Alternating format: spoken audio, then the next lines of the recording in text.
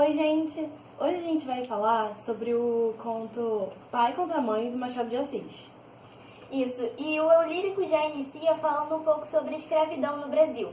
Ele trata mais especificamente sobre os escravos fugitivos, né, os escravos que fogem dos seus donos, e da profissão que caça esses escravos, que são os caçadores de escravos, que a Maria Eduarda vai falar um pouquinho.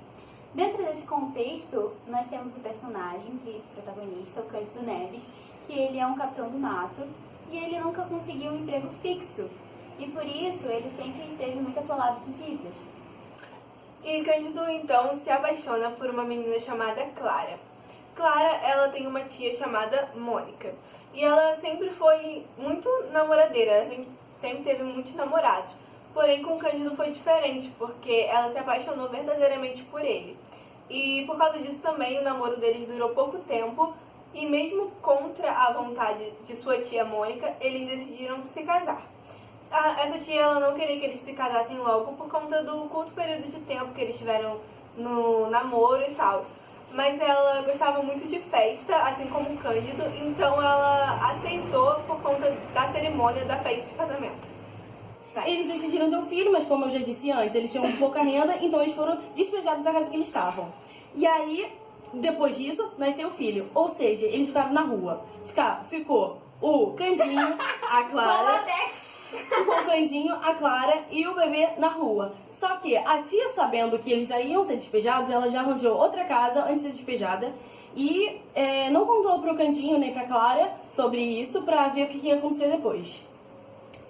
A tia Mônica, né, ela deu o conselho pro Cândido e pra Clara que era pra levar o filho pra roda dos enjeitados, que seria doar, né, o filho, e que ela disse que lá ele ia ser bem cuidado, ele não ia passar fome, coisa que talvez não aconteceria se ele ficasse com uma família de sangue. Então Cândido vai abandonar seu filho, mas no caminho ele encontra uma escrava fugida. Daí, quando ele vê essa escrava, ele vê a oportunidade de poder pegar a recompensa ao devolvê-la a seu dono. E ele deixa seu filho com um farmacêutico, enquanto vai recuperar essa escrava.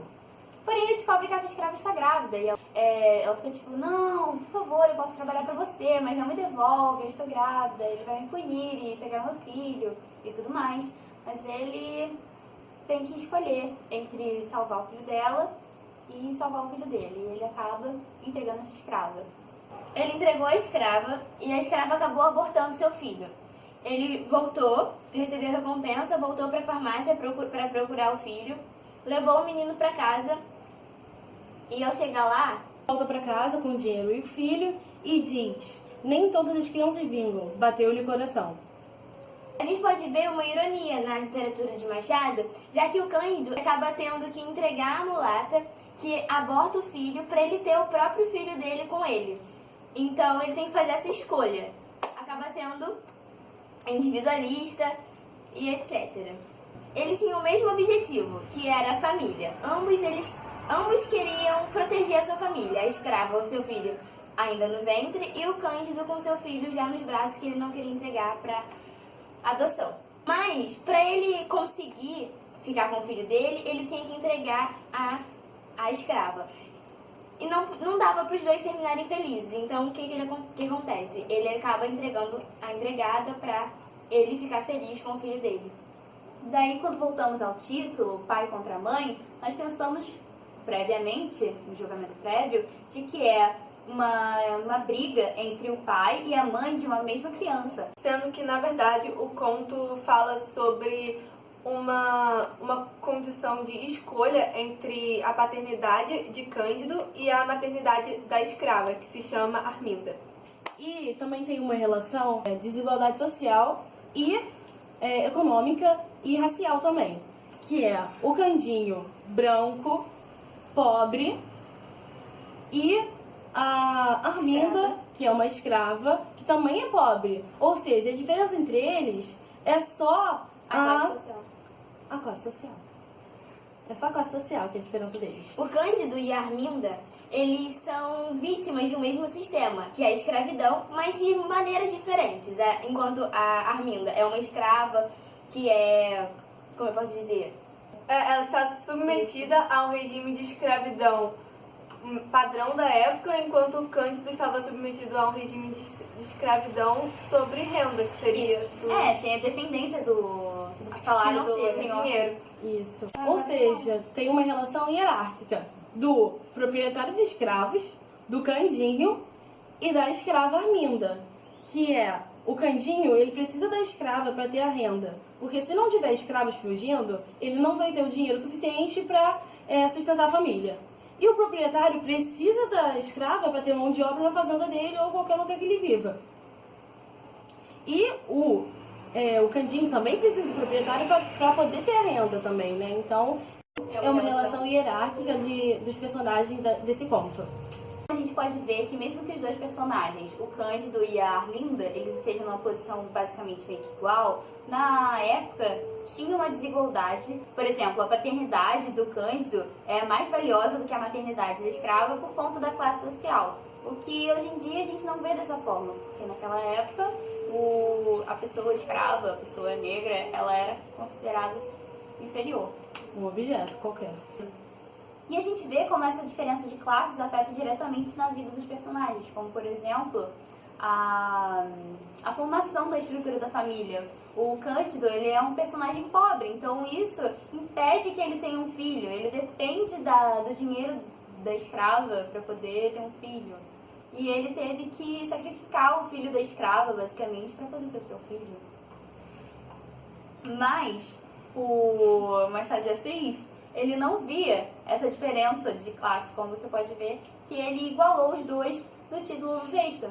Bom, às vezes a gente acha absurda a atitude de Candinho por ele ter sacrificado, por ele ter deixado a escrava perder o bebê para ele poder cuidar de seu filho.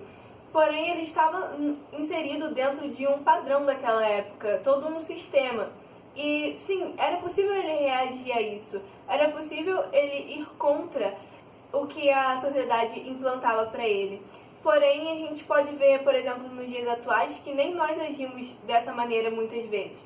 É possível, mas também é muito difícil a gente nadar contra toda uma maré que vem da gente. Então, mesmo que esses problemas sejam profundos, eles não são irreversíveis. Isso.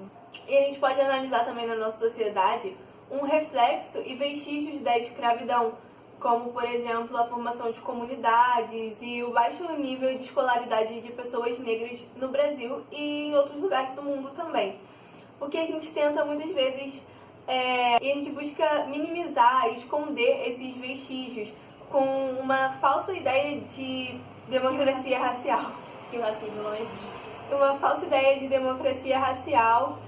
E sendo que quando os negros foram libertos da escravidão, não houve nenhuma política de inserção social com eles. Por isso, até hoje, isso se mostra marcante, essa diferença, essa desigualdade entre as classes sociais. Um exemplo disso é a política de cotas, que também busca uma igualdade de competição por uma vaga na sociedade entre pessoas de uma mesma classe social e racial também.